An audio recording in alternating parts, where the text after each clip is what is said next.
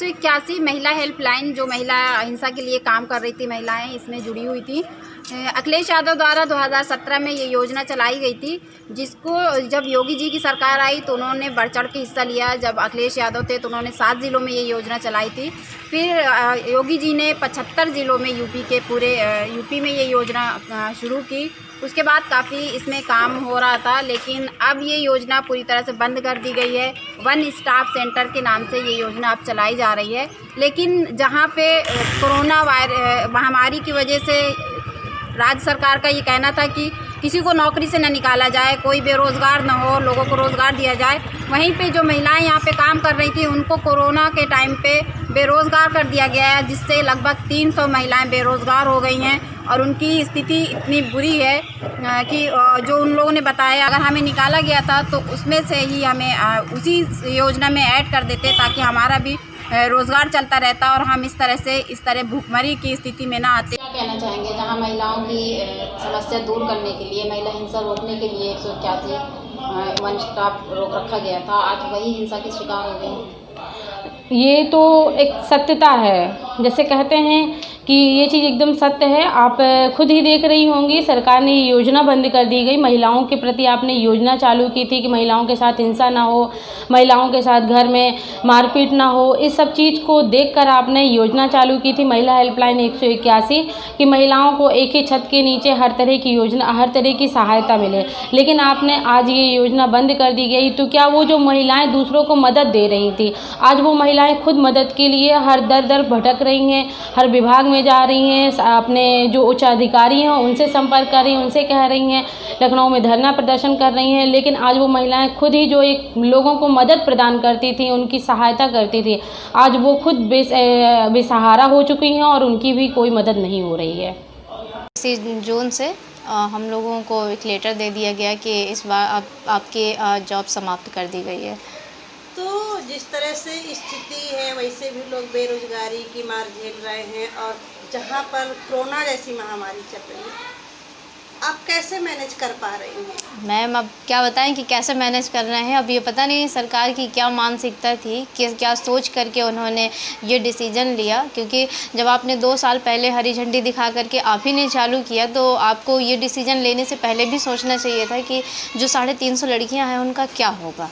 इस तरह की बेरोज़गारी में लोगों को जॉब ढूंढे तो कहीं मिल नहीं रही। मिली हुई जॉब अचानक से जब छूटती है तो 365 लोगों को इतनी आसानी से जॉब कैसे मिल जाएगी। एक तो पिछले 1 साल से सैलरी नहीं दे रहे थे, इसके बावजूद भी हम लोगों ने जी जान लगा करके काम किया। कभी ये नहीं समझा कि सैलरी नहीं दे रहे हैं तो हमको काम नहीं करना। हम तो यही सोच रहे थे कहीं फॉल्ट होगी, कुछ ठीक हो जाएगा कुछ दिनों बाद, आज नहीं तो कल आएगी आएगी, किसी तरह मैनेज कर रहे थे।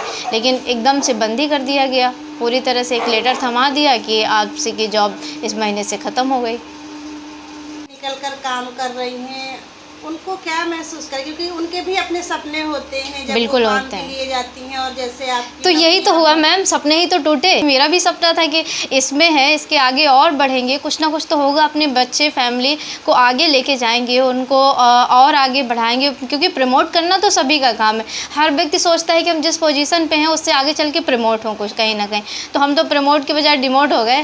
क्या सैलरी देते थे? सैलरी इसमें हम लोगों को 20 लिख के आई थी और 16 दी जा रही थी। लेकिन उसका खैर है, उसकी में कोई प्रॉब्लम नहीं थी, वो तो प्रेस स्लिप दी गई है हम लोगों को।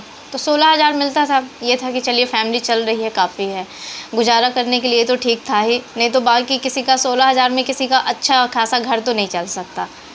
सैलरी भी पूरी नहीं दी गई कि पूरे जितने दिन था 12-13 महीने की सैलरी दी गई है वो भी नहीं दिया गया, सिर्फ 10 महीने की सैलरी दी। और अभी भी धरना चल रहा है तो सिर्फ ये आश्वासन दिया जा रहा है कि कहीं ना कहीं आपको एडजस्ट किया जाएगा। लेकिन कब किया जाएगा इससे कोई, जब तक किया जाएगा तब तक तो हमारे 1-2 साल तो वेस्ट जा ही रहे हैं ना। 1-2 साल तो हमारे ऐसे ही बर्बाद हो रहे हैं, क्या करेंगे हम लोग।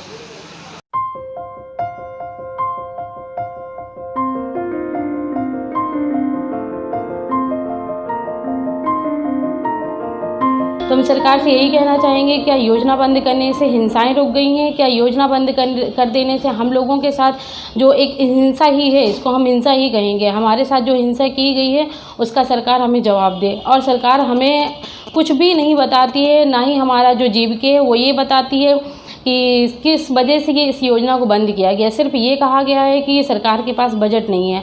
हम ये जानना चाहते हैं कि सरकार के पास 300-350 महिलाएं जो पूरे 75 ज़िले में काम कर रही है, क्या 75 ज़िलों की महिलाओं के लिए, लड़कियों के लिए सरकार के पास कोई बजट नहीं है कि वो 300-350 लड़कियों के लिए बजट दे सकें। सरकार से यही चाहते हैं कि जो सरकार ने जिस तरह हम लोगों को बेरोजगार किया, आप तो वादे कर रहे हैं कि कोरोना काल में किसी को भी बेघर ना किया जाए, बेरोजगार ना किया जाए, लेकिन आपने ऐसी स्थिति में, ऐसे समय में हम लोगों का काम, हम लोगों का रोजगार हमसे छीन लिया है कि सबकी इतनी ज़्यादा मानसिक स्थिति इतनी ज़्यादा ख़राब हो चुकी है। और सबसे बड़ी बात, ये समय ऐसा है कि आप कहीं भी आपको कोई रोजगार नहीं मिल सकता। जो 181 महिला हेल्पलाइन जो चल रही थी वो बंद हो गई है या दोबारा किसी और रूप में चालू होगी? बंद कर दिया गया। 181 महिला हेल्पलाइन एज कॉल जारी है, ठीक है, कॉल चल रही है, लेकिन अब वो कॉल सीधे 112 से लिंक है। उससे महिला हेल्पलाइन की जो वैन चलती थी, जो फैसिलिटेटर थे, वो सब खत्म कर दिए गए। जिले में 3 महिलाएं जो काम कर रही थी, वो इसको रोकथाम जो हुई होगी न रोक पाने की, पूरे जिले में 3 लोग कैसे काम कर पाएंगे। एंटी रोमियो का तो पूरे ज़िले में सब जगह नेटवर्क किया गया, पुलिस को साथ में जोड़ा गया है।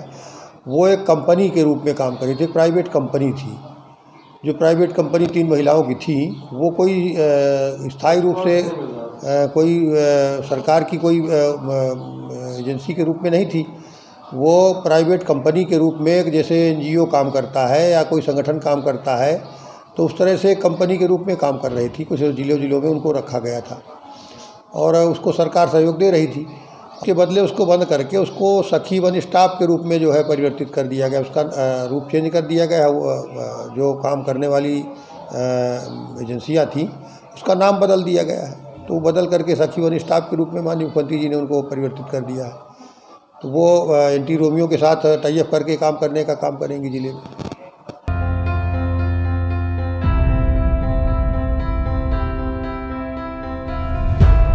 लोगों का 3 मांगे रखे थे हम लोग के, 3 मांगे हमारी पूरी की जाए। फर्स्ट मांग थी कि मतलब हम लोगों का जो वेतन है, जितने दिन का है उतना वेतन दिया जाए।